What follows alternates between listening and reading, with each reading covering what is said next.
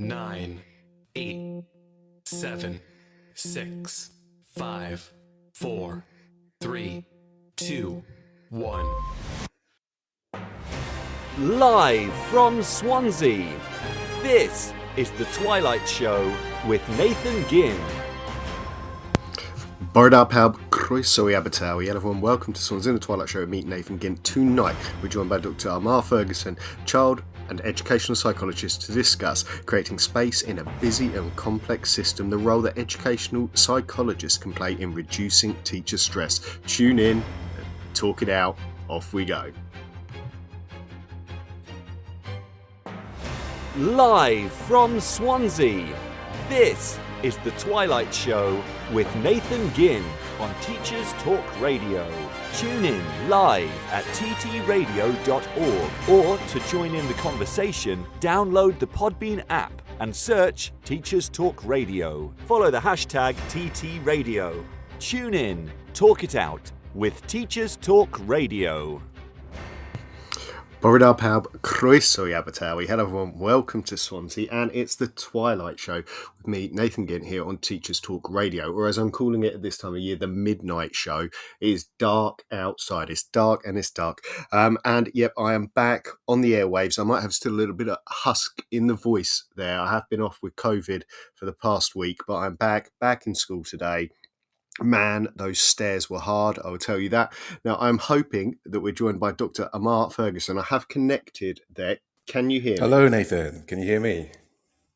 Yeah, you are coming through loud and clear. Lovely. So, welcome to the show. Thank you. Really looking forward to having a chat with you this evening. Yeah, it's something that... I should say, I stumbled across you on Twitter. I saw you tweeting about your doctoral thesis that you'd done, and I have read it. I've been back and read through it, and there were bits in it that I just, some of the questions as we get onto them, I'm sure there were bits that I realised suddenly, and being someone who has worked with educational psychologists for a number of years now, I realised there was bits that I just didn't understand about the role, or I hadn't maybe considered. So I'm really hoping that lots of people will get something out of this. But before we get started, why don't you introduce yourself a little? Tell us a little bit about yourself and what you currently do. My name's Amar Ferguson. I'm a recently qualified educational psychologist, and I'm working for a local authority in a London borough. Fantastic. And I suppose lots of teachers will be aware of educational psychologists. They might not be coming into regular contact with them. Certainly people like Senkos or more senior leaders might have more of a relationship there. But you are sort of part of the educational workforce, I would put it as. How do you see, sort of, what's your opinion of schools at the moment? What do you see as the things going on in schools? Are you happy with the state of education? Yeah, I mean, it's a broad question. It's a good one. I mean, I don't know if I've kind of sat down and thought about kind of what my general view is as kind of schools as a whole. I think in terms of my practice at the moment, it feels that in terms of teacher expectations, we've gone back to kind of the pre-pandemic type expectations. I think where I do have a strong view is, generally on teacher well-being and what teachers are being kind of expected to do, because, my personal experience, my research as well, is no surprise, I'm sure, to anybody listening, that, the primary reason why teachers are leaving the profession is not because they're no longer enthused about, making a difference for young people. It tends to be because of, high workload and trying to get that work-life balance. So, I'm particularly passionate about seeing what we can do to try and support really talented teachers to stay in the profession, because, we need those type of people. I think, if you're in a profession like teaching, which I would term as a kind of a caring profession, I think you have a natural proclivity to want to go the extra mile. You want to support the children that you're working with. You don't want to let your colleagues down. And sometimes that proclivity to kind of go that extra mile can mean that, the boundaries are a little bit blurred in terms of some of the things that you kind of you take on, and certainly sometimes the expectations as well. So I'm really keen to kind of explore what type of things can be done to support teachers so that they're not leaving the profession, that they're not being burnt out. Yeah, and I can reflect on that. Today, I said I've been off with COVID. I went back into school. I probably shouldn't have gone back in today. I'm not like 100%, but I Yeah. went back in, and there were people turning around to me going, should you have come in today? You sure you're better? And I did. I recognised that kind of. I wanted to be there. I felt if I wasn't there, I was, Mm, either letting the team down or letting the yeah. kids down, and that I felt I had to be there. And I think that's definitely. I don't know whether it's innate to teachers, but certainly it is in the profession that we're doing that. Now, the other bit that people might not know about is kind of how you go about becoming an educational psychologist. So Yeah. what is the training involved there? How much access does that give you? I guess to schools would be part of my interest, or are you purely looking at children, or is it a mixture of both? Yeah, so you're working within the school system. So I mean, my personal journey was a little bit different because my first degree was actually music. So I did a conversion master's in psychology. So that was essentially a 3-year psychology degree condensed to 1 year, but kind of marked at a master's level. So basically, to become qualified as an educational psychologist, you have to do the educational psychology doctorate. Um, and to be eligible for that, you need to have either a psychology degree or a master's that has been accredited by the British Psychological Society. And then you need to apply for a doctoral space. So I think there may be around 12, 13 universities in the country that offer the doctorate. I know that there are 4 in London. So then you go for a cycle of applying, and the application process is quite rigorous and is quite challenging. So I mean, I was lucky enough to get a place at the Institute of Education the second time round of applying. So the first time I applied, I had a master's in psychology. I'd had, by that point, 10 years experience working in education, but I wasn't even offered an interview for any of the places where I'd applied. Lucky enough, second time round, I was able to get on to the doctorate at the Institute of Education. But to give you an idea of how challenging it can be to get onto the doctorate, I think the year that I applied, there were around maybe 300 people who applied to study at IOE. They shortlisted it down to 70 people to be interviewed, and that was for 16 funded places. So, I mean, already we're not training enough educational psychologists as it is. But yeah, it's quite a challenge to get onto a doctoral training program. Wow, yeah, and I'm sure we'll get onto those kind of bits about sort of supply and demand a little bit later on when we talk through some of the possible things ways that having sort of EP time in school could help. Because my experience personally, when I've worked in different areas, and I have worked across different sort of parts of the country doing this, and of course England, Wales, different countries, is that there is, a shortage, or at least I would feel maybe like a shortage of educational psychologist time. I might put it there. I don't know if it's a shortage of actual people, but certainly the access that I had to them, we were always clasping at it. We were always looking for Yeah. that. Does it feel like that within the profession? Do you feel it's sort of pulled in lots of different directions, or is that kind of dealt with sort of higher up the food chain, I guess, by commissioning of time? Yeah, I mean, I think it's a challenge that's being experienced, throughout all different parts of the UK. I think there's something like 24,000 schools across the country, and maybe 4,700 EPs. And I think majority of those EPs are probably located within the southeast of the UK. So there definitely is a challenge in relation to having enough trained EPs to do the work that is required to support schools. But also, in saying that, you also have different local authority contexts. So some local authorities, I think quite rarely now, access to educational psychology is free at the point of access. But most local authority educational psychology service operate either a traded or a partially traded service model, whereby schools have to buy in a certain amount of EP time or EP visits, and that obviously has an implication for what they're able to do with their EP time, depending on how well staffed that educational psychology service is, how much money a school has to kind of invest in EP time. Yeah, and one of the other parts then, that we will, we will get onto, but I want to kind of get it out of the way because I'm sure people will have, these will be the things that help set the scene when we talk a bit more about some of the possible ways of helping are, is, I was reading through your doctoral thesis and you came to a part where you were talking about Senkos being uncertain about the breadth of the EP role and uncertain about the type of work that EPs are capable of undertaking. And I would say if that's true of Senkos, then teachers who rarely get a chance to work closely with an EP probably don't have a good understanding of not only what's possible but some of the day-to-day roles. As a class Yeah. teacher myself, I saw the person come in and do some observations, and then a while later I would see the report come out. But Yeah. what is the day-to-day role of an EP generally? What does it involve for you? Yeah, I mean, it's a really good question. And I mean, to be honest, but before I had a conversation with an EP in a previous role, I didn't know what educational psychology was. And I was stunned because I'd worked in education for such a long time and working with, some vulnerable pupils. And I'd never interacted with an educational psychologist or knew what one was. I mean, I'd say there's probably, 5 core elements to our work. That's kind of consultation, assessment, intervention, research, and training.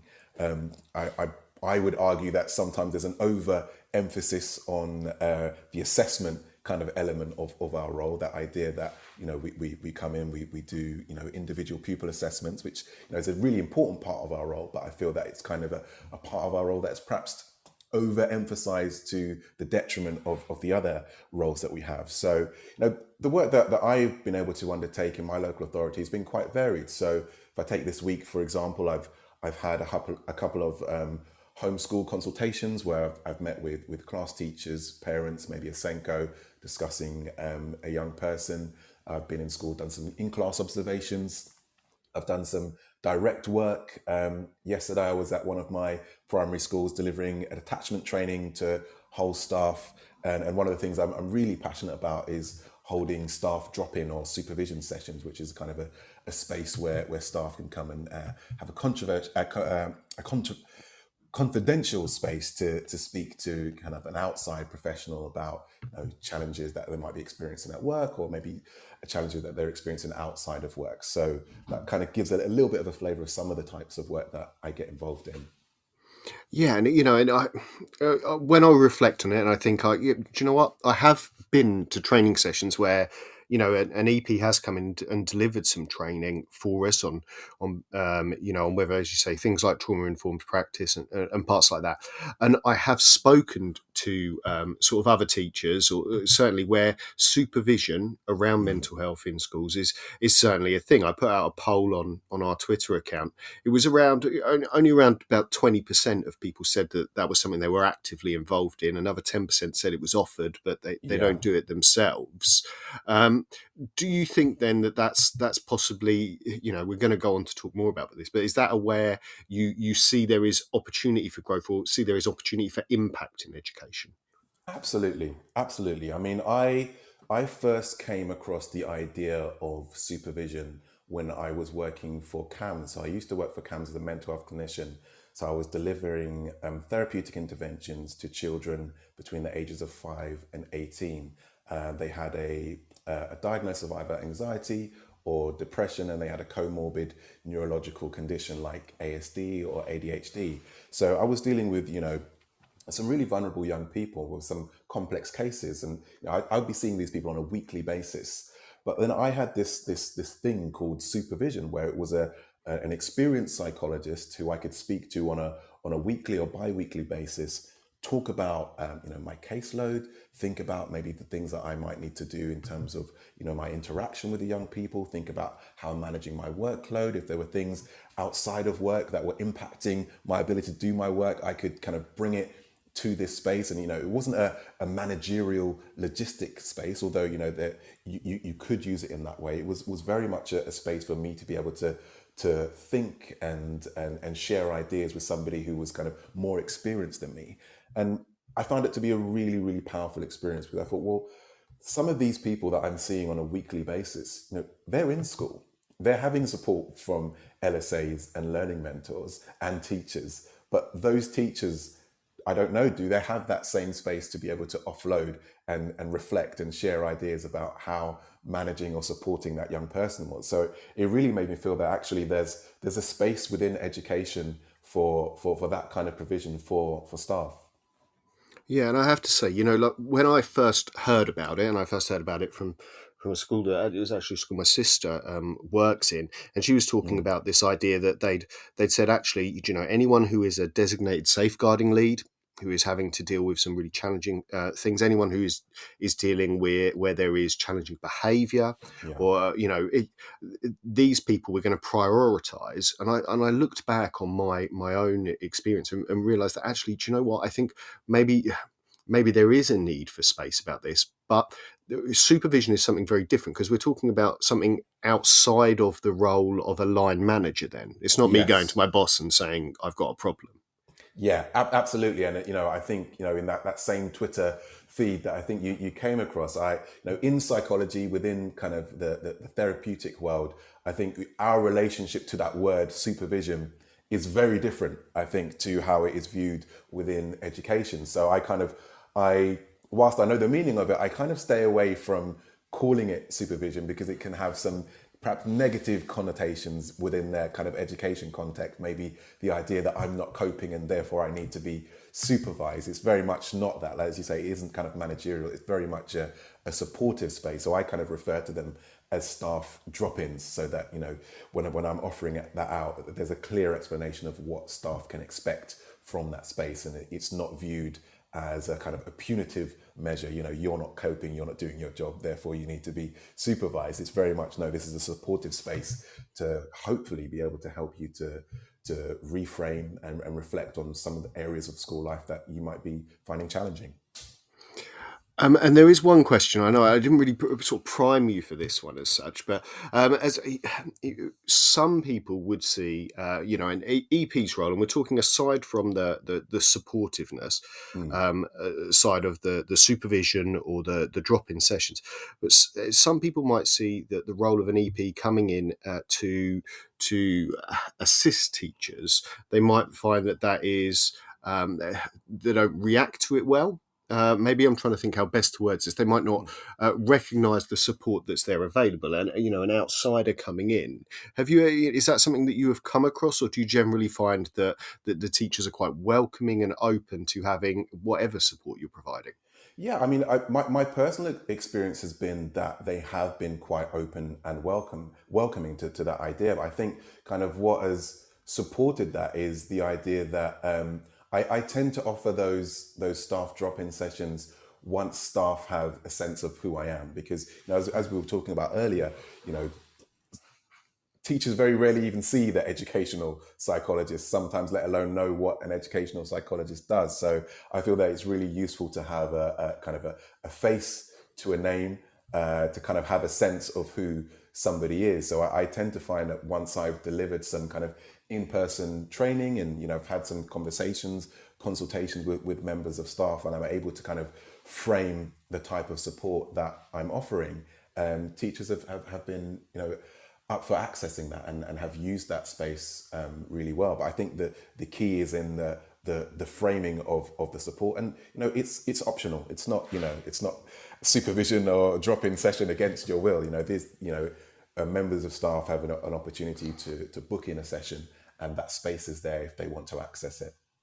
Fantastic. Now we're going to have a couple of messages, but when we come back, I really want to get sort of deep into the sort of nitty-gritty of some of your doctoral thesis. So stick around with us if you're listening, and we'll see you just the other side of this.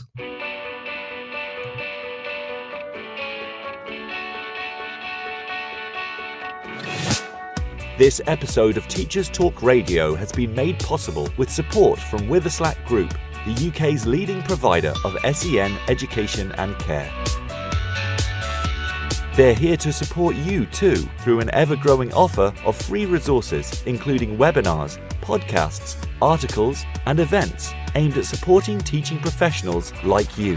Visit their website at www.witherslackgroup.co.uk to find out more. If you're listening to this, then we know we share one thing in common: a passion for the type of outstanding education that every child deserves. That's what makes us the leading provider of specialist education and care. We need people like you to help us achieve even more. With us, you'll be given all the resources and support you need, offered a clear path to career progression, and be rewarded with some of the best salaries and benefits the industry has to offer. We are Witherslack Group. If you'd like to find out more, we'd love to hear from you. Visit www.witherslackgroup.co.uk/careers and be part of our future. Live from Swansea, this is the Twilight Show with Nathan Gynn on Teachers Talk Radio. Tune in live at ttradio.org, or to join in the conversation, download the Podbean app and search Teachers Talk Radio. Follow the hashtag TTRadio. Tune in, talk it out with Teachers Talk Radio. Bore pawb, croeso I Abertawe. Hello everyone, welcome to Swansea and the Twilight Show with me, Nathan Gynn, on Teachers Talk Radio. And tonight we're joined by Dr. Omar Ferguson, child and educational psychologist, to discuss creating a space in a busy and complex system, the role that educational psychologists can play in reducing teacher stress. Welcome back. Thank you. Perfect. I do like to check just in case, we've disappeared off. Now, I am going to sort of hammer through some facts just to kind of put in context for anyone outside of education. None of these, I don't think, would be of a surprise to anyone who is currently working in education. And I think one of the most shocking things for me, though, and this is from the Teacher Wellbeing Index from 2021 from Educational Support, was that some of this stuff was fairly stable. Or at least it wasn't growing at a really high rate. And so this is the state of play really over the past 5 years in education, at least as far as this went back. But here we go. Levels of stress and anxiety remain unsustainably high, and stress levels increased in 2021 compared to 2020. Excessive workload and a lack of work-life balance remain the key issues at work, drive poor mental health and well-being. Long working hours persist, and levels of exhaustion have considerably increased. More than 3/4 or 77% of all staff experience symptoms of poor health linked to their work. The most common symptoms of poor mental health are insomnia or difficulty sleeping. Nearly half of all staff always feel compelled to work when they're unwell, a bit like me today, I should say. 54% of staff considered leaving the education sector in the last 2 years, with 63% of senior leaders considering that. And now on to the bit that maybe will inform our kind of discussion a little bit. More than half of staff would not be confident disclosing unmanageable stress and mental health problems to their employer. Less than half of all staff feel they trusted their line manager. And staff experiencing mental health were more likely or most likely to turn to their family and friends. At work, they turn to a colleague first if they're experiencing stress or mental health issue. And staff who do not speak to anyone at work about mental health and wellbeing issues are mainly concerned it would negatively affect their people's perceptions of them. Our top 3 coping strategies, apparently, of educational staff to handle workplace stress are food, eating, physical exercise, and alcohol. So, I know it's probably a loaded question for you, Dr. Omar, but for your doctoral thesis then, you looked at how an educational psychologist can support teacher mental health. What drew you to the topic? Yeah, I mean, well, literally everything that you've kind of you've outlined there. And I mean, as I said before, I think it's such a shame that we are losing so many talented and passionate teachers because of something like stress or high workload. And for me, I was really interested to see that, what are we doing as educational psychologists? What can we do as people who work within the education system? And I feel that, because we are, we're not directly employed by the school, I feel that we offer a unique kind of perspective. So not only do we have the knowledge of the education system, how schools run and different hierarchies and expectations and things like that. We also have our psychological knowledge as well to be able to support members of staff with particular challenges. And I feel it's kind of like that that analogy of, if you're inside a maze, you have a particular perspective of where it is that you need to go. But I feel that, when you're outside of that maze, you've got a kind of bird's eye view and can perhaps offer a different perspective to some of those challenges. And I feel that kind of EPs are almost analogous in that way, where we're outside of the system, but have a perspective that perhaps we're able to use our knowledge to support people within the school system. And how is this sort of approach, or this possible route, how is it taken by sort of other EPs that you'd spoken to, or other people in that role, sort of slightly outside of the teaching element of the education profession? Is it something other educational psychologists are talking about? Is it, or was it maybe reflected that they thought maybe this wasn't part of their role?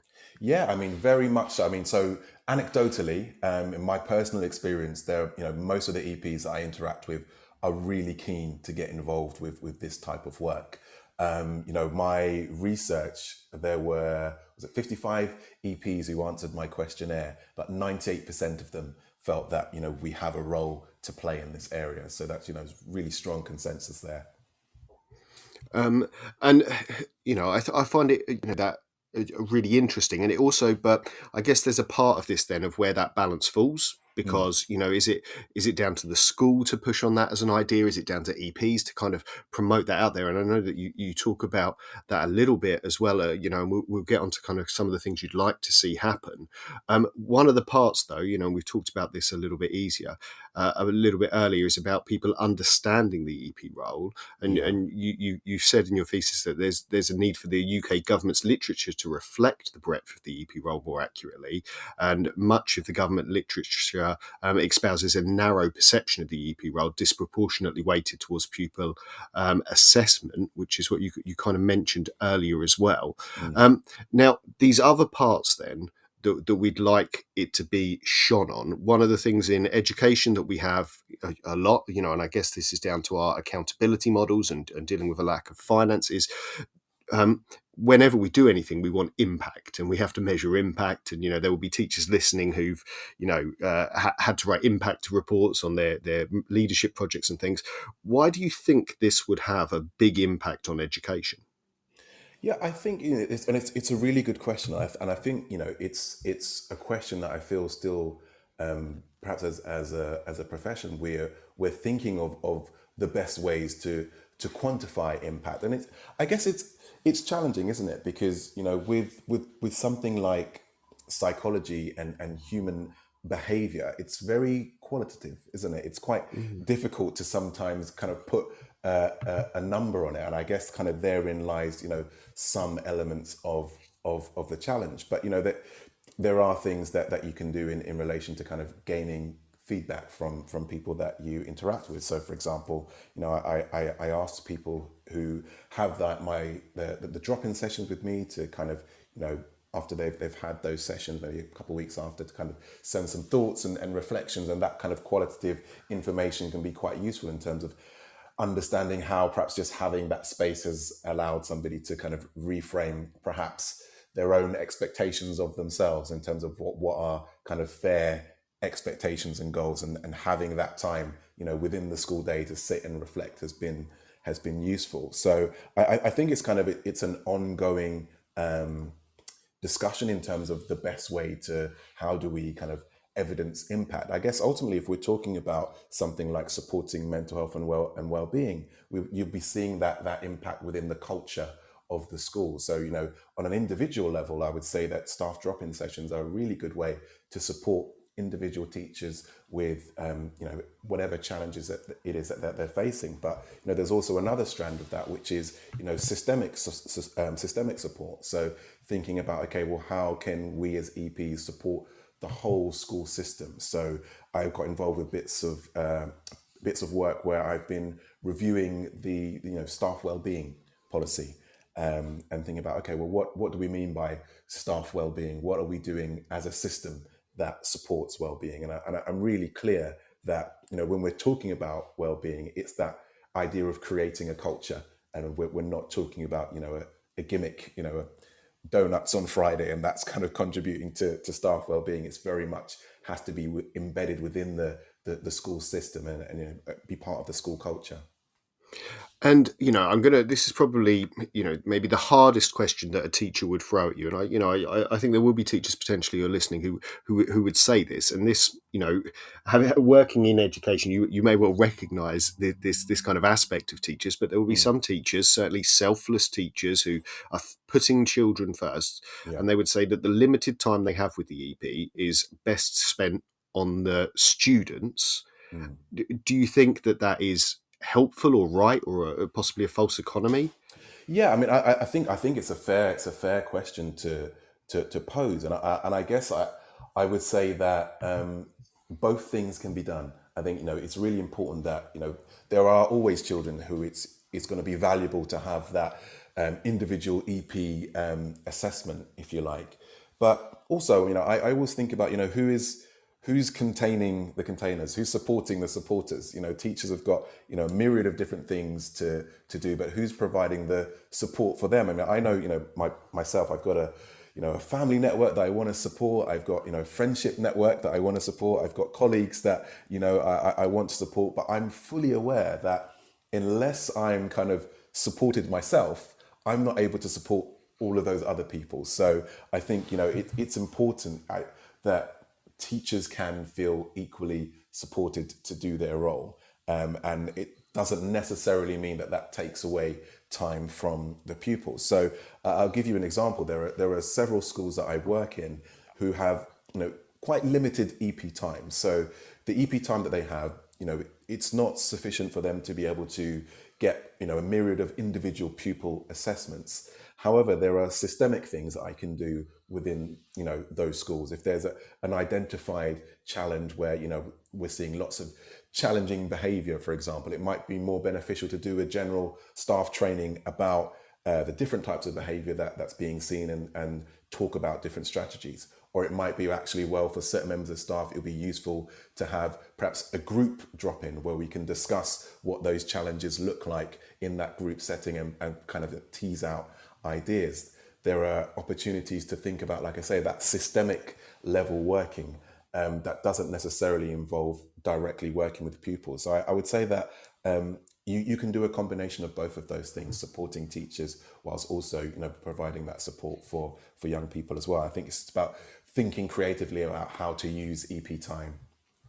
Yeah, and I guess broadening out some of that role expectation, or at least it does seem, and I don't know, maybe this is just part of my own reflections on it, but it does seem that we have narrowed down, or certainly I feel sort of post-pandemic or in the rush to get things done, that we've sort of narrowed in a focus and gone, actually no, because I've got these assessments, as we say, or these bits that need done, or this pupil time that I need to get through. So that we've narrowed down that focus, and maybe in the rush we've what do they say? We need to go slow to go fast, or whichever way. I can't remember which way that round it goes. Now, I wanted to ask you this, although you've answered some of this, I think, in some of it. But, some of the factors we've listened to, we heard there at the start about the workplace factors that cause teacher stress. They could be argued that there needs to be changes to the systems and not just looking at the symptoms of what's happening. And is there a danger that we're dealing with workplace stress with support, through, say, the supervision and things, that we're not necessarily looking at the root causes? And does that, I guess, put you in a position of conflict with maybe senior leaders if they are saying, we need this done, but you're hearing from teachers through drop-in sessions that actually, there is too much marking, or there is too much. How do you manage that as a sort of educational psychologist from outside the school? That must be very tricky. Yeah, I mean, I think you raise a really important point, and it's something that I argue really strongly for in my thesis. And in fact, my conclusion paragraph is, the point that yes, EPs, educational psychologists, we certainly have a role, and we can play a role in supporting teachers to reduce work-related stress, but that cannot be at the cost of dealing with the root causes of that stress in the first place. Teachers are saying consistently that high workload is amongst the primary reason why they are leaving the profession. So, ultimately, that is where we need to be kind of looking at and seeing what we can do to support that at a kind of an individual school level. That might be challenging. Sometimes we've got access to head teachers. We'll routinely have access to Senkos, but having those conversations about staff well-being and systems in place. But I think even higher than that, looking at governmental expectations in terms of what we're expecting from teachers. I think that needs to be looked at and reviewed as saying what are we saying is a realistic expectation for teachers, and what are we doing to support them? Because we don't have enough kind of EPs as we need at the moment. We certainly don't have enough teachers at the moment, and we're kind of constantly chasing our tail in terms of kind of training and recruitment. But I feel like it's a really fair point, unless we're looking at how we can reduce that workload in the first place. We're not going to be making the type of impact in terms of kind of keeping teachers in the profession that we would want. Yeah, and I would hope, we talk a little bit there about the keeping teachers in, and that very kind of the cliff edge point of mental health and stress, where teachers really are at the edge. But I would assume, though, that in the day-to-day classroom, of just being more confident, more relaxed as a teacher, one would hope that made me a better teacher in some way as well. Absolutely. I mean, everything that we know about the brain and our response to kind of high levels of stress, we're not able to access, our prefrontal cortex, the part of our brain that's responsible for, our executive functioning, a higher order thinking, and all the skills that, you would need in a classroom to deliver, high quality teaching. You're not able to access that part of the brain if you're kind of constantly living under these kind of elevated levels of stress. So actually, by making sure that, or enabling teachers to have access to that type of support, you're actually going to be able to help them to be better teachers. I mean, I certainly know that if I'm feeling stressed and overwhelmed, I'm not going to be the best version of myself. And that would be the same for anyone in any profession. Yeah, so it kind of leads me on a little bit to, I'll tell you the roles that I've had. And when I say that I've not had supervision or any sort of mental health support in some of these roles, it might become quite shocking to some people. But, I've been a designated safeguarding lead where, for those not in education, maybe who are listening in or have not done part of that role, you do hear and have to deal with and consider a significant amount of safeguarding concerns that you can carry on your shoulders, and you can have sleepless nights because of that. And I would say, if you have a designated safeguarding lead at your school, you should, consider what they have to go through in a day. But I've done that. I've had to use restraints as part of a role, which I would say is one of the most traumatic and horrific things for anyone involved: the child, the adult, the people viewing it. It's one of the things I struggle with the most as part of being part of education. I've worked with children with really challenging behaviour. I have at times, as part of our restraints policy, you were offered a debrief, and everyone turned it down that I was aware of that had it. Now, it's pretty well accepted that managing challenging behaviour can negatively impact on the emotional state of teachers, and it's one of the biggest factors that teachers often raise. It raises questions about sort of the safeguarding of the well-being of teachers and who regularly have to deal with that behaviour. So do you think that there are specific environments or roles where this kind of support almost needs to be really directed or targeted at first? I'm thinking, if I was a head teacher of a big secondary school, should I be targeting it, or can it affect anyone, I guess?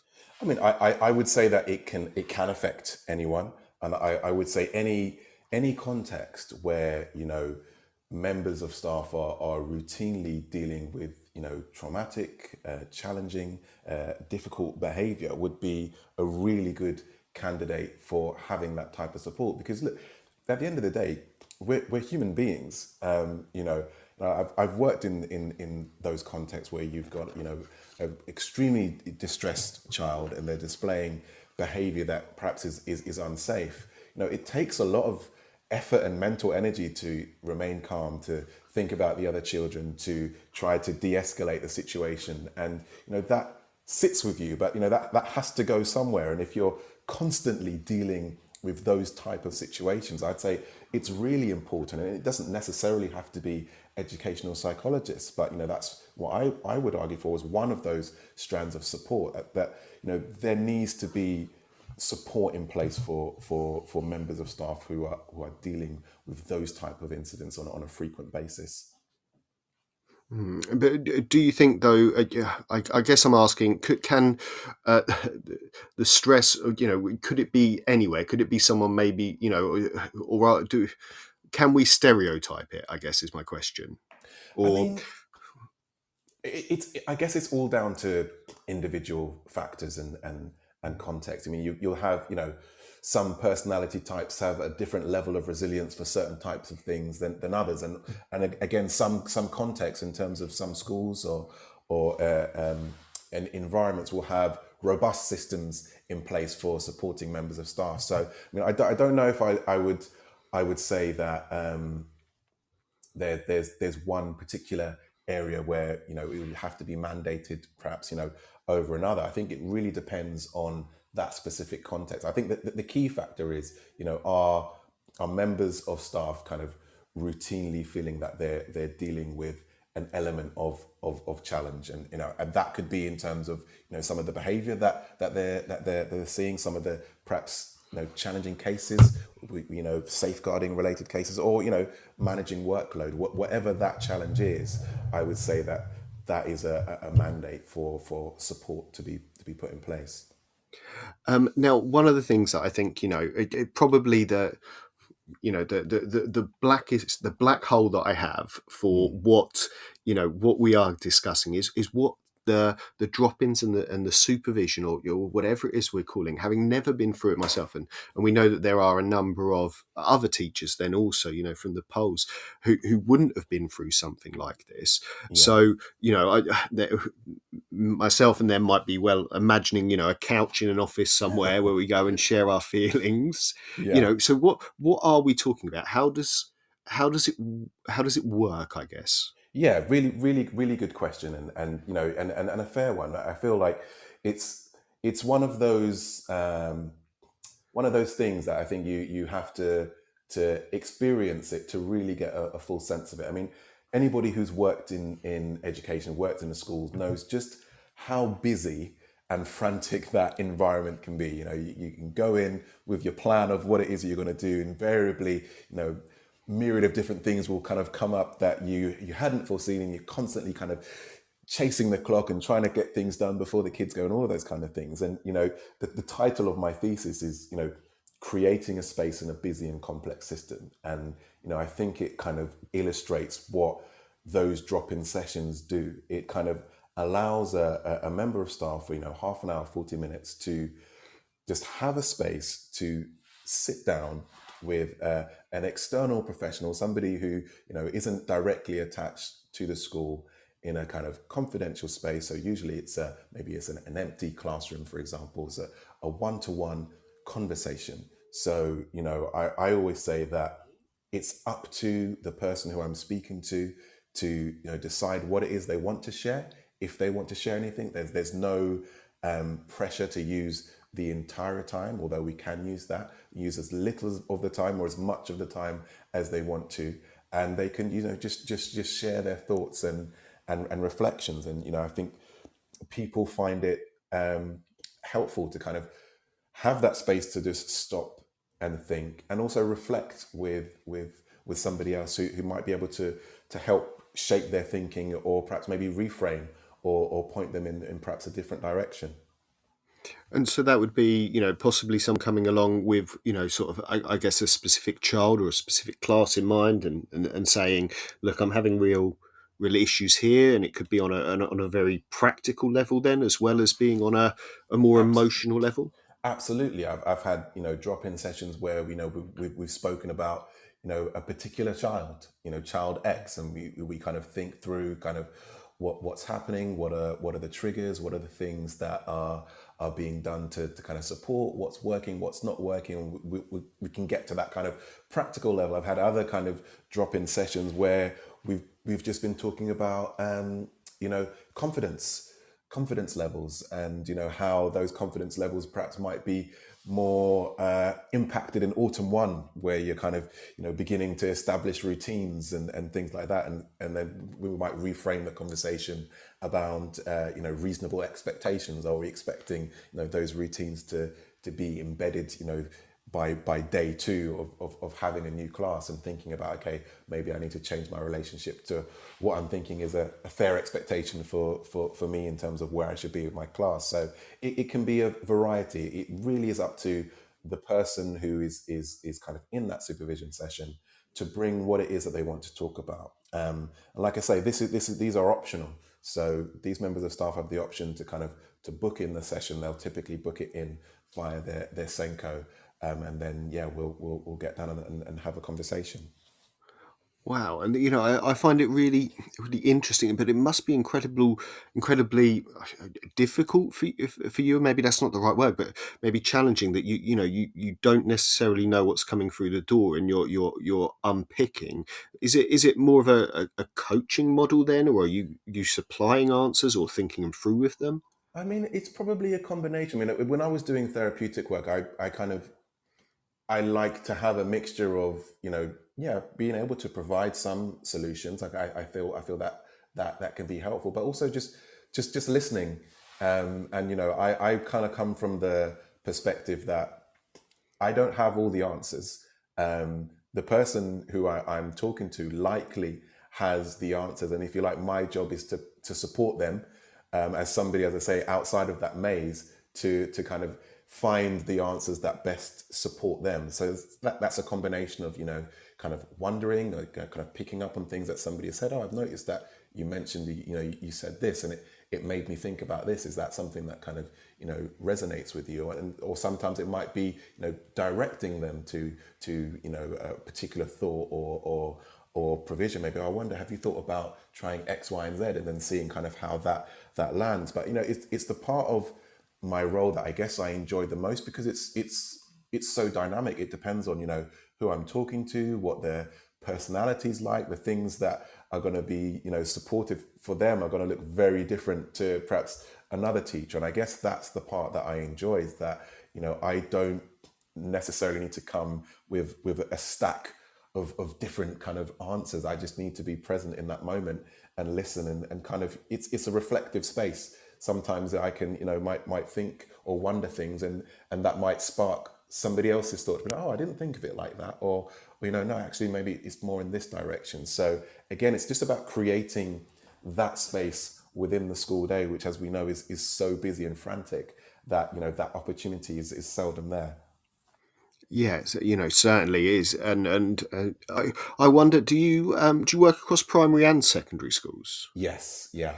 And I don't want to put you too much on the spot, but do you see much of a difference between primary and secondary teachers?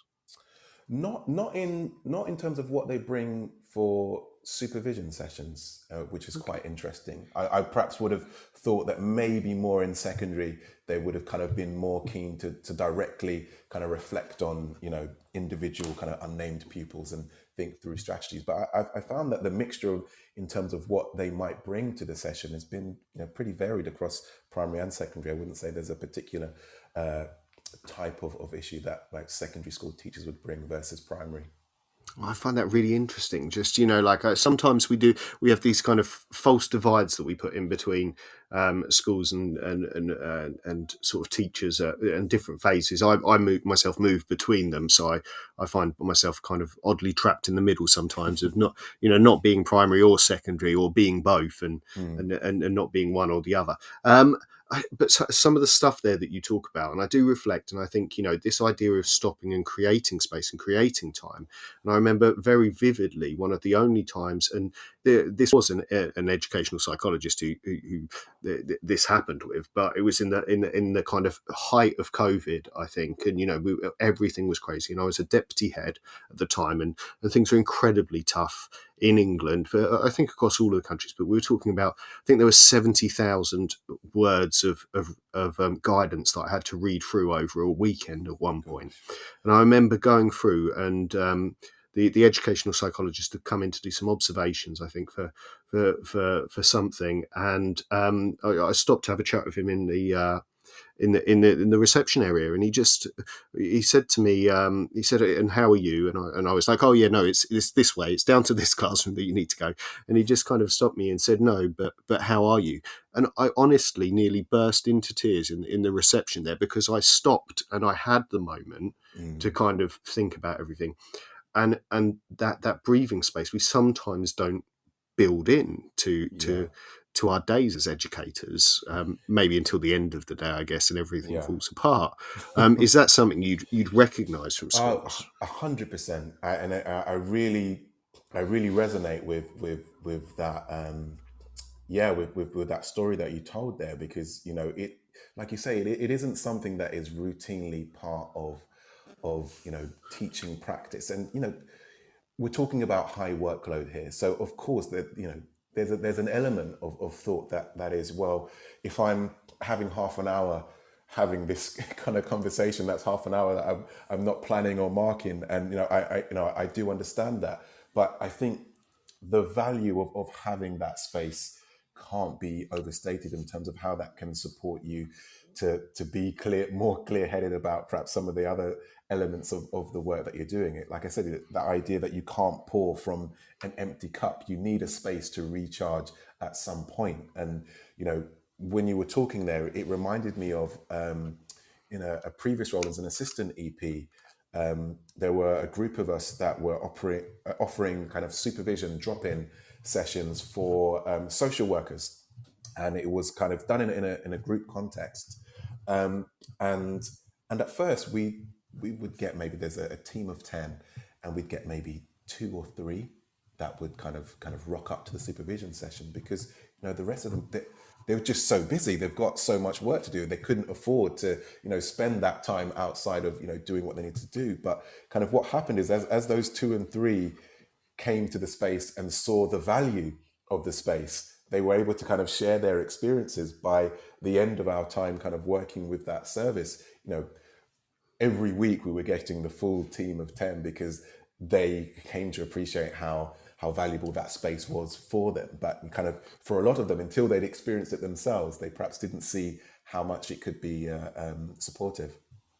Yeah, and I think that pour from an empty cup kind of quote, I really resonates with me, and I do say a lot to people now in the kind of work that I do, and particularly with my team, that one of our strategies of helping the young people we work with is co-regulation, where we say a lot and remind ourselves that you can't co-regulate if you're not regulating yourself, and we have to take time away, and particularly if there are things that trigger us particularly about a situation, and I know lots of people have different things that trigger them in all kinds of different ways. I am very fine with being sworn at, and that will shock some teachers, but I'm very fine with it. It's water off a duck's back to me for no reason, and even being spat at, I am fine with. It doesn't really faze me at all. But being ignored is an absolutely terrible trigger for me, and I have to leave at that point, and I have to know that, and I have to stay. It takes a certain amount of control and calmness on my part,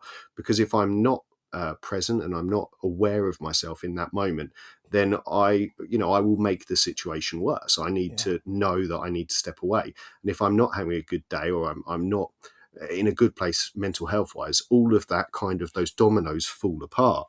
So I think this idea of looking after yourself and knowing yourself well is really important, particularly when working in challenging situations. Absolutely. I mean, I would fully rubber stamp what you said there, because and kind of reflecting on that earlier point that you raised around perhaps some teachers feeling reticent to kind of want to use kind of EP time for themselves, if you like, if we frame it in that way. But actually, again, using that time to kind of support yourself will enable you to support all of those people that you want to support, your colleagues and the pupils that you're interacting with. And sometimes I feel it's about reframing how important it is that we set those boundaries in terms of work-life balance, but also set those boundaries in terms of looking after ourselves. That isn't a bad thing, and looking after ourselves doesn't mean you're selfish, because if you're doing that, you're going to be in a much better position to be able to look after and support other people that you're interacting with, versus if you're not kind of doing that. So I think that there's definitely something I feel around reframing the idea of, looking after yourself in order to carry on supporting the people in your network. Definitely, and do that over a number of years, because as you've already mentioned, we are seeing teachers leave. Now, we're going to pop to the news, but when we come back, I do want to save some time at the end, if it's okay, to talk about ways forward, or possible positive steps that people could take if they've listened to it. Are you okay to stick around? Absolutely. Sure. We will see you all on the other side of the news.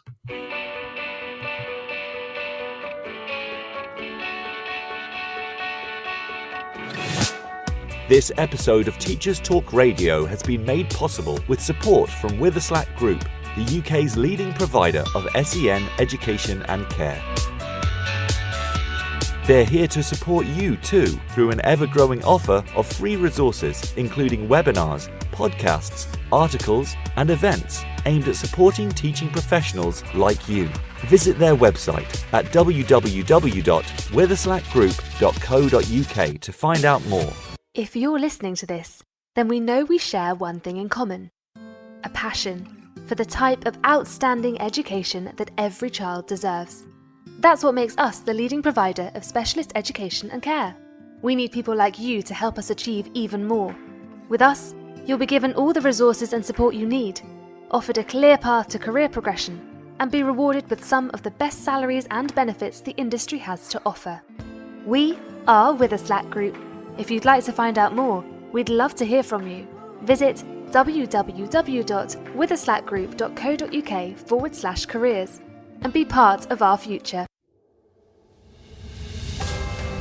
This is Teachers Talk Radio, and this is Teachers Talk Radio News.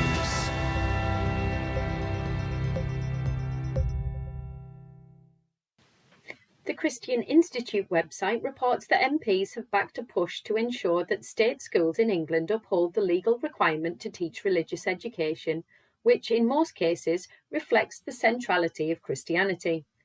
MP Martin Vickers led a Westminster debate on the issue and drew attention to the National Association of Teachers of RE on the Department for Education 2021 school workforce census.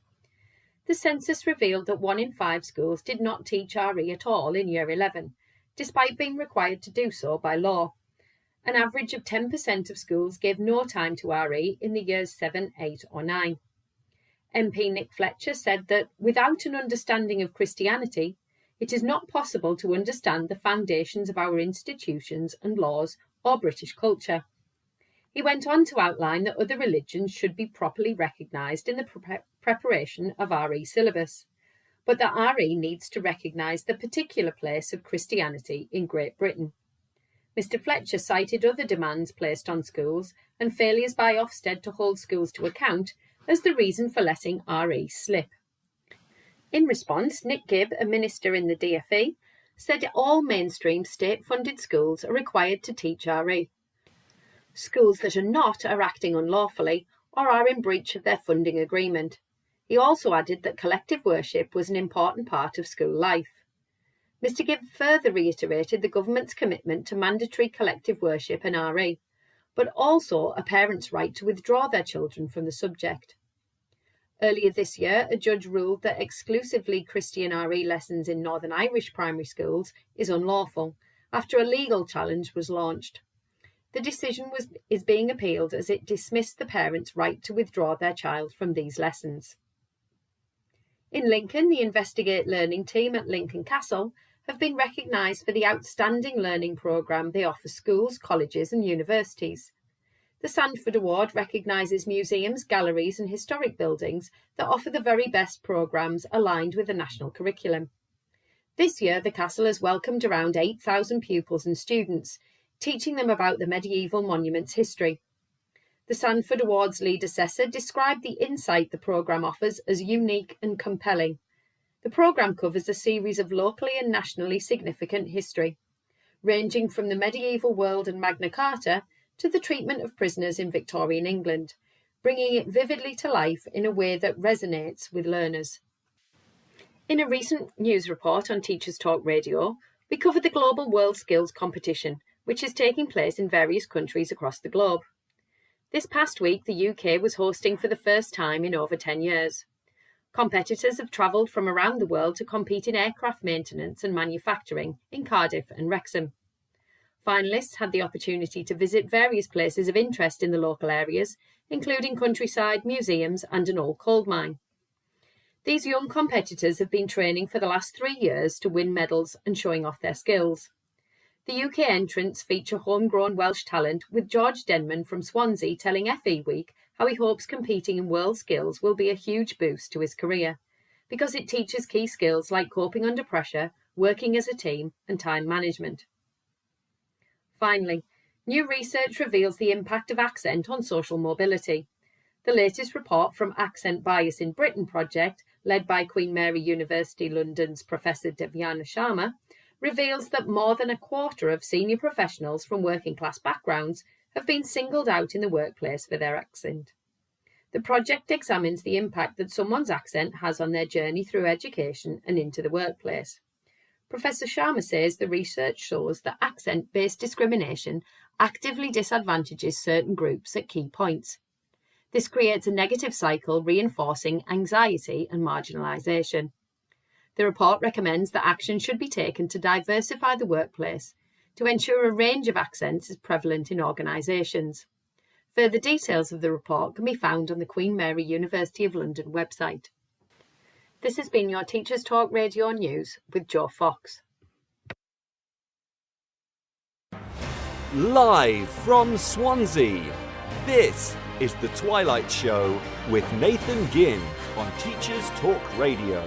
Tune in live at ttradio.org, or to join in the conversation, download the Podbean app and search Teachers Talk Radio. Follow the hashtag TTRadio. Tune in, talk it out with Teachers Talk Radio. Boridar Pawb, croeso I Abertawe. Hello everyone, welcome to Swansea and the Twilight Show with me, Nathan Gynn, on Teachers Talk Radio. If you're just joining us, don't worry, you haven't missed the show completely, because you will be able to listen back at ttradio.org/listenback, where you can find all of our shows as podcasts. And if you can type into the little search bar there, you'll be able to find shows on any topic you like. So just type in your keywords and it will track all the way back through, I think, 1,000 shows at least we are at now. You can also find us on iTunes, on Amazon Music, on Spotify. You can find us pretty much anywhere that you can get your podcasts. We're there. Tonight, I'm joined by Dr. Amar Ferguson. He's a child and educational psychologist, to discuss creating space in a busy and complex system, the role that educational psychologists can play in reducing teacher stress. Welcome back, Dr. Amar. Thank you, Nathan. Good. Now, we've talked a little bit at the start about your own personal journey. We've talked then about some of the ways in which that EP service in school, as it comes into school, can support in different ways, and whether that be the kind of things that most people think about, those pupil-based assessments or pupil-centered assessments, through to staff training at a kind of systemic level, and even then through to things like drop-in sessions and supervision, where you're working more closely with staff to look at their mental health and their well-being. Now, a question for you, I guess, more generally across, than across the teaching profession. But do you think we are seeing a change finally in people's attitudes towards mental health, and particularly the workplace's responsibility in looking after workers' mental health? Yeah, I mean, I think we are, and I think positively, we're able to talk about it now, and we're able to talk about mental health and well-being in a way that I feel we're beginning to have a more healthy conversation in the way that we think about mental health, but particularly well-being. and how, that will have an impact on your ability to kind of, do your job to the best of your ability. I think, what's really important for me is as we're kind of being kind of, I don't know, more able to have these kind of open conversations about how mental health and well-being might impact kind of performance, if you like, in the workplace. It's really important for me that it doesn't become a gimmick where, like I said before, you have these kind of, a well-being day, or you have a well-being event. And, I'm really clear that when we're talking about, well-being in relation to kind of school systems, it has to be within the culture of the school. It can't be, these kind of one-off signpost events. But I think it's good that we're now having that conversation. And I think, some of the things possibly that were in the way, certainly for myself, and as I say, I have a very checkered kind of history with looking after my own mental health, and I very much would say I'm from maybe a demographic that suffered with kind of elements of toxic masculinity around looking after ourselves and talking about our own mental health. I do feel that, finally, that those things are being accepted. Maybe I do think there maybe is some more way to go, but the door seems to be open, and I'm hearing much more about schools doing things like the kind of things you're talking about, where we are starting to consider, whether or not, I guess that comes from a selfish point of view, in the sense that they want to keep teachers in the profession, or whether it comes from a place of true care. I guess in the end, I don't really mind, as long as it's happening for people. It could be done in a, as you say, a tick box kind of way. But if we are getting to the end result of good mental health practice, as opposed to things that are just there for a poster on the wall, I think that can only be a good thing. But one of the things that I wanted to ask about then, and if we, we'll try and condense our conversations about those things that you would like to see that change, maybe, about how educational psychologists and schools work together, and how that happens. What would be some of the sort of practical steps or changes that you'd like to see changed, and whether they're made at sort of, I guess, a national level around finance, or whether they need to be made at a local level around commissioning of EP time, or even at a schools level? What sort of things do you think, are the tangible things that maybe need to happen to change to put us in a better place? Yeah, I mean, it's a good question. And I mean, when I was kind of, asking this question as part of my research, kind of what are the barriers that are stopping EPs from doing, more of the type of work that I feel would be helpful. I think one of the key ones, one of the key barriers, is a barrier we were talking about kind of right at the beginning of the show, is, the general lack of knowledge of the breadth of the EP role. So in the second part of my research, where I was interviewing EPs and Senkos. So Senkos are typically the people who co-commission the EP work that goes on in schools. So it's really important, that EP Senko relationship. But both EPs and Senkos themselves were saying that there's an uncertainty that Senkos have about the breadth of the EP role, which of course is going to have big implications for then how schools might kind of commission EP work. So I think one thing that's really important is, those conversations that EPs have with Senkos in terms of kind of supporting them to understand, the full breadth of perhaps what we can do, but also in the training of new Senkos. I mean, I was quite stunned to find that nowhere in the Senko qualification does it talk about educational psychologists and what educational psychologists can do, and how educational psychologists can support Senkos to support, SEN need across the school. So I think, instantly that's a glaring kind of hole that needs to be filled in terms of new Senkos coming into position, having that knowledge of the breadth of the EP role. We need to train more educational psychologists. We're kind of, I think there was a couple of years ago, we were losing through retirement more EPs than we were training. And that was from a position where we already didn't have enough educational psychologists. So, we need to do more to train. So that's kind of the DFE providing more kind of funded places to meet the demand. And it's quite interesting. We're seeing over, lots of sectors, in the public sector, NHS, we're not training enough doctors, not training enough nurses. It's a kind of a common theme here about kind of investment. But I think, letting Senkos know the breadth of the EP role is really important. Having more EPs to support provision across the school in terms of funded training places are two really important areas, I think, in terms of being able to actualize some of the things that I'm talking about in terms of how EPs can support teachers.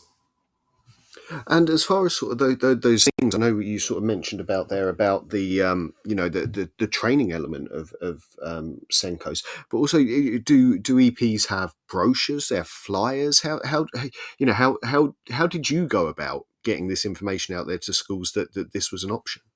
Yeah, I guess for me it was it was direct conversation. So we will have what we call planning meetings at the beginning of each half term, where the Senko and the EP will kind of get together, talk about, okay, what are the priorities for the year? How are we thinking about using EP time? And it's usually during those kind of conversations where I can begin to kind of explore with the Senko how they've previously worked and kind of what their understanding is of the type of work that we can do, and kind of co-negotiate. So a lot of the Senkos that I've had conversations with this year have been like pleasantly surprised that there's types of work that I can do to support the school outside of individual pupil assessment, and that's been quite helpful. But yeah, it's very much about having that conversation, and I think for me, I start from a point where I'm not assuming that the person I'm talking to has a full knowledge of the EP role. I'm kind of being curious as to their understanding and kind of eking that out through conversation, and perhaps signposting different types of work that might be useful for the school. And you kind of you said earlier that you'd found when questioning the EPs as part of your research that they would be up for this conversation. It was seen as a positive thing that they want to be involved in. Absolutely. I mean, most of the EPs that I come into contact with, they are excited about having a variety of types of work that's not just pupil assessment or continual report writing. It's kind of that active psychology when you're interacting with people in a training session, or thinking about reviewing a particular policy with senior leads and kind of using your psychology in that way, or providing a therapeutic space for members of staff. So in my research and also in kind of my anecdotal experience, majority of EPs are very much kind of up for that type of support. And we've talked a little bit there about the training element of it, but also I imagine that I don't want to pry into the expense of what an EP costs, but I can't imagine that some of that time is cheap. We need to look at school funding possibly for how to support this. Absolutely, I mean, and that also kind of comes down to that previous conversation we were reflecting about the paucity of EP times, and sometimes it's more efficacious for an EP to work with a group of teachers than it would be for them to work with one pupil doing an individual pupil assessment. So even if you go from a kind of a cost benefit analysis perspective, sometimes working more creatively in terms of how we're using EP time, maybe directing it towards the adults who are supporting those children, can be a more efficacious use of EP time. And so there may be some Senkos listening. There may be, though, however, also some teachers or some middle leaders who would be looking to start down this path with their school, or hopeful that maybe their school would be interested in headed down this way. Would you have some advice of where they could start looking, or how they could start sort of finding out more about if there would be a possibility of this? Yeah, I mean, I would be really keen to kind of see what their particular context is in terms of their local authority EPS. So each school should have a kind of a named educational psychologist. So I'd be keen to know, okay, well, who is our EP? How much EP time do we have? Can we have a conversation perhaps at the next planning meeting. That might be a good opportunity to kind of think with the EP and the Senko about how that time could be used. Fantastic. And, we've talked a little bit there about the different ways in which that it could be helpful to people in the fact that it could be training, it could be these the kind of drop-in sessions, and it could be obviously some of that one-to-one time. And do you think then that is really a kind of broad balance that most schools would benefit from having a little bit of each to in a varying level? Or is it going to be very context specific? I mean, I'm kind of working in 7 schools at the moment. That's 5 primary schools, 2 secondaries. One of those primaries is a specialist autism provision, and I would say in all but one of those schools, I'm doing drop-in sessions. I'm doing training on kind of things that are kind of coming up for those schools, alongside my consultation and individual assessment work. So I think kind of having a combination of different types of support is generally going to be supportive for most contexts. And I want to push you on, just at the end, because I know we talked a little bit about your view of education at the start. And, I do find this interesting from sort of, the different elements of it. And some people might stereotype, maybe educational psychologists looking at education from a very specific point of view. And I have heard some, there are clinical psychologists maybe who don't talk fondly of the education system and about the things that go on in it, and in the fact that it may be that schools themselves need to change. Do you find yourself airing down that path? Do you ever consider sort of the educational system as a whole? When we start looking at, is it damaging children? Is it damaging for staff? I mean, I think that there are definitely unhealthy kind of working practices that happen within education, and there are a myriad of different reasons for that. We think about how we judge schools based on results, irrespective of the demographic of pupils that come in, or the kind of the local context and what that looks like, and the pressure that adds. And anybody who's been working in a school when Ofsted is due, and you're in an Ofsted cycle, and the kind of the stress and pressure of preparing for that, of what that can do for schools. So I definitely feel that there are practices that are embedded within the school system that I think it would be very useful to look at and review. And I'm really keen, when I work with individual schools, to try and look at systemic practice within a school, and see how I can support that depending on a particular context. But I think it's fair to say that I would say that there are a number of practices that are probably a part of the education system that I feel would be helpful to review. I mean, how we judge schools, for example, I would be looking at the Ofsted system. Do you know, I've never considered it until this point, or not maybe in depth, but I've seen a number of maybe trauma-informed schools, particularly, and we tend to focus that, or whether it be any of those kind of things where we're looking at it from a more holistic point of view. I rarely see that transferred to staff, maybe in the way that you're starting to describe there, where we're sort of saying, actually, do you know what, we need to think about what the behaviour is showing us from the child, but also taking that another level. And as leaders, we need to think about the emotional security and safety of our staff as well. Yeah. I mean, it's fundamental for me. Like I say, if you work in education, children rightly are going to be at the forefront of our minds. But, who is supporting that support network is the question I always ask. Who's containing the containers.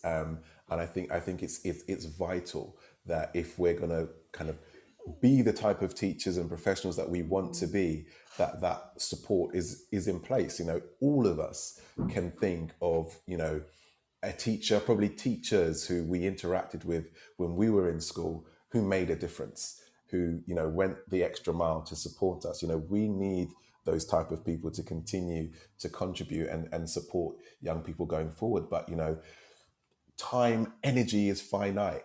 And you can't pour from an empty cup. So equally, as much as we need those people, and they've impacted us, I'm sure, in terms of our journeys, but we need to think about what we're doing to support them to be able to carry on doing the work that they're doing.